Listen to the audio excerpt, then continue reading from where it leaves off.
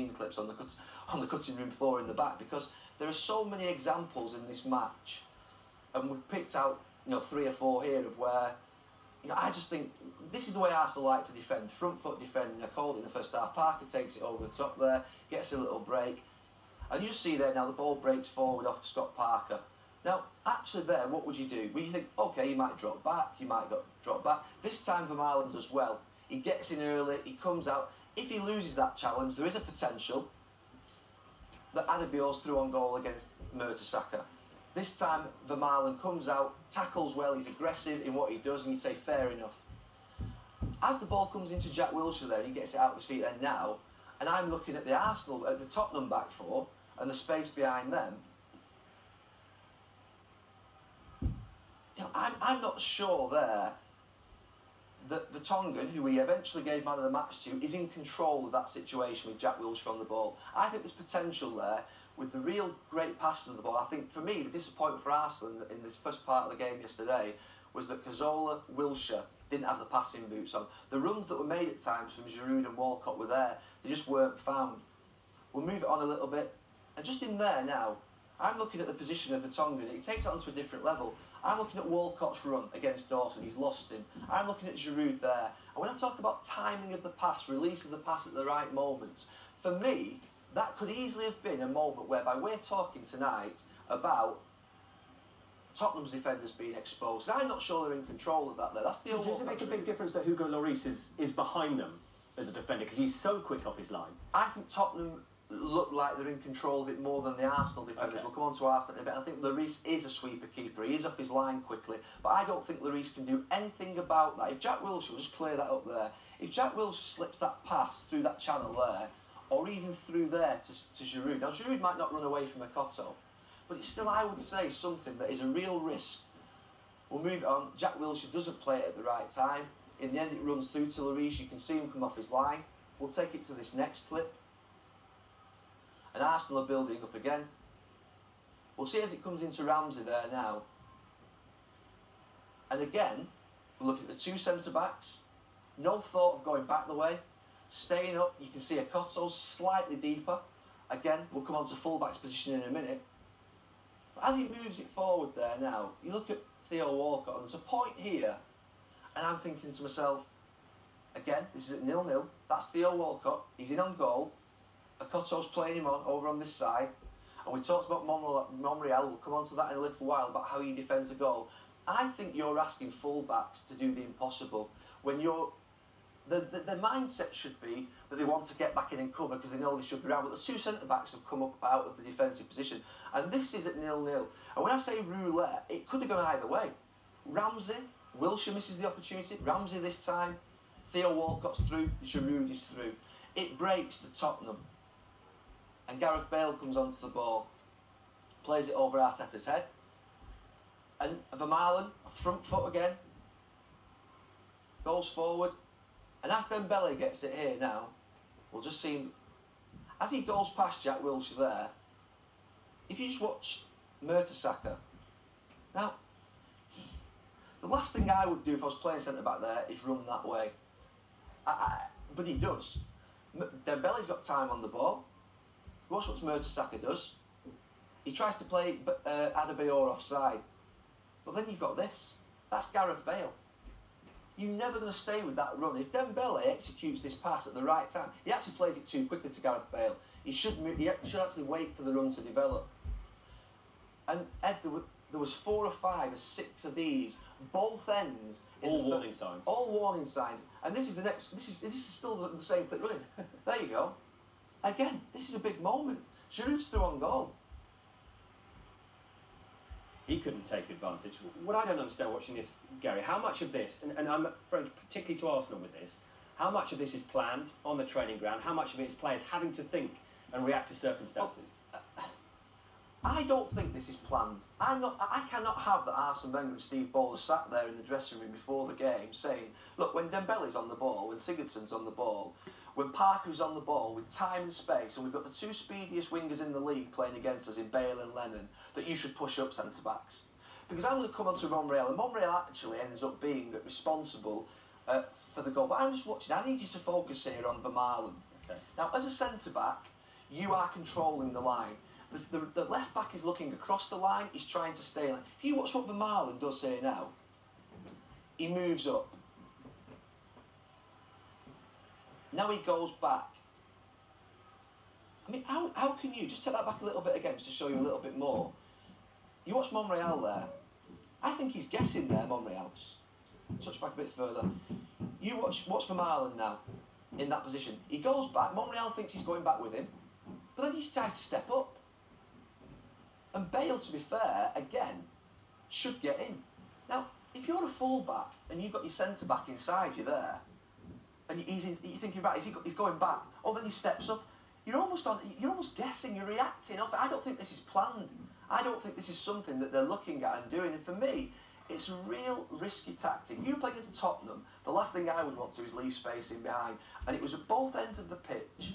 Both teams could have been suffering, I think, from using that similar tactic, where a bit more execution and better passing from Arsenal, from the midfield players, and certainly even from Tottenham at points in that first 30 minutes. I was amazed in commentary watching it, how the game was so squeezed with this space in behind these defences. And dropping deep was an option that didn't happen enough, in your opinion? Well, what makes me think that Steve Bold and Arsene Wenger haven't instructed them? This is a minute before the goal, by the way. The ball gets played into Adebayor. Now, if you watch Vermaelen here, and watch what the whole defence do, I think they do the right thing here. They drop off, they delay, they let Wilshere come back, they retreat to the box, they tighten the back four in. And you look at that back four now, this is a minute before the goal, midfield are getting back, they delay, and if Bale doesn't smash his one in from 30 yards like he did against West Ham, you hold your hands up and say fair enough. But I think that there proves to you that Arsenal can do the right thing, that they've not been told to come up every single time. But as you say, it was only a minute after that they went back to the other system. Well, exactly, and this is the goal. It's a long kick out. I mean, straight away, I think there's a slight problem in the 2v2 at the back, and I'm not sure Adebayor and Bale can be handled by Mertesacker and Vermaelen. It breaks in midfield, and it comes eventually over here to Sigurdsson now. Now, I think at this point now, this Arsenal back four, if they do the same as what they did before and retreat 15 yards, and eventually it's Monreal over here, I think, is ultimately at fault for this goal. But I think his back two have made him unsettled. The lad's getting used to English football, and I think he's having to basically guess at what Vermaelen's going to do next. It's a great run by Adebayor. But the problem is, they stop. As Sigurdsson comes forward here now, they stop. Vermaelen decides to stop. And not only does he stop there, what he then decides to do, and again, how can Vermaelen think that he's the player to engage Sigurdsson here? He's the one that actually tries to come out and move. And what he does, he makes it a more simple pass for Sigurdsson to make. That is just a simple little roll through the middle. We talked about the execution and the timing of the pass. The full-backs have no chance. Mertesacker has absolutely no chance. Vermaelen stepped out of his space with no thought to what's behind him. Monreal should be in the full-back. He should be tighter. You look at him, he should move in definitely 5 yards to make it a little bit more difficult. But even then, the best that he can do is have a one-on-one with Bale. Bale finishes brilliantly. From a Tottenham point of view, there is a clever bit in this goal, and there's a clever bit in both goals, and it's Bale. We talked about the timing of the pass, the subtlety, just there. The little look, the subtlety, the intelligence in the run from Gareth Bale, seeing what Adebayor's doing, playing off his striker, and Adebayor makes a good run and takes Vermaelen away, and he runs into that space. Now look at the point there, you see there, he's saying there, I want it. And it's all now about the timing of it. I think Vermaelen will watch him again from this angle, stepping up, making the pass easier to make. It's a wonderful finish, but confidence and belief is something Bale's got in abundance. And it had the commentator exclaiming, why, didn't it? And then it happened again. Was it a similar situation? Well, you're watching this develop on the ball, and you're seeing Scott Parker moving forward. All I'm looking at is Aaron Lennon, and I'm seeing it coming a mile off. Honestly, it was so obvious, and I shouldn't have shouted, "Oh my goodness," because it really is just a simple thing to drop off. The ball gets played forward. It's Vermaelen initially goes in for the challenge with Gareth Bale, and it drops into Santi Cazorla in midfield. It's not the greatest touches by him. Was this a foul, by the way? It could have been, but I mean, it's something and nothing. The ball sliding towards the ball. They do well, Tottenham. They win the ball back. Now, at this position here now, you've got Scott Parker on the ball, and no disrespect to Scott Parker, but you're not talking about somebody who maybe is the most incredible forward passer in the world. So you're thinking to yourself, right, as a defensive unit, there we go, we're okay there. That's our danger. There's our man. There's Gareth Bale. Aaron Lennon's too far away from it at this time. He's too far away from the game. If that Arsenal back four just retreat there, as they did do on that clip we showed earlier, then there's no danger on this goal. Scott Parker's on the ball. He's not likely to run past us with the ball because Jenkinson can confront him. He's hardly likely, if we deepen, to be able to sort of split us open because the back four are in decent shape. But what we're about to see is absolutely, it's incredible really. And you see there, just move it forward a little bit more. He started to make his run there now, Aaron Lennon. Now, having played full-back, and this is where I think you'd have to say that Monreal here, when you played full-back and you knew you were playing against a player that was quicker than you, and he makes one of those inside runs, which, you know, it's a difficult one, but making that run inside there, you've got to scream as early as possible. Let's say, for instance, it was Rio Ferdinand who played... So this is where communication comes into it? Communication. Okay. This is the communication part. You'd be shouting, Rio, drop, and alert him, panic him, make the alarm bells ring in his head that something's happening. Now, Monreal doesn't say a word to Vermaelen. He can't have done because Vermaelen doesn't alter his position. And yesterday, watching it for the first time, I actually thought that Monreal tries to play offside. He doesn't. Just there, he actually tries to block Aaron Lennon. We'll see it from a different angle. But again, it makes a really simple thing because Vermaelen doesn't drop. He doesn't see the run. Monreal's not made him aware of it. And Szczesny's no chance. He gets wrong-footed. But the clever bit of this goal from Tottenham's point of view again, and I didn't give him credit for it yesterday because I didn't see it, is actually the part that Lennon plays in this goal with Monreal when he gets confronted with him. Just move it forward here now, slowly. Monreal tries to block him there. And if you look at Aaron Lennon, he jumps and skips round him and alters his shoulder position.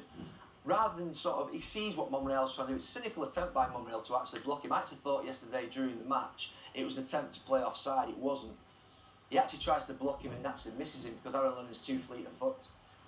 And at that point, in a game that could, you know, that was 2-0 to Tottenham, they had more quality, they had more devastation and ruthlessness, they had better execution of pass, but they also, Arsenal, had two centre-backs that I think created an incredible amount of uncertainty for the other defenders, for the full-backs, particularly for Monreal. I think that I had great sympathy for him. He was at fault for the two goals, but I think he was guessing at times of what Vermaelen was going to do.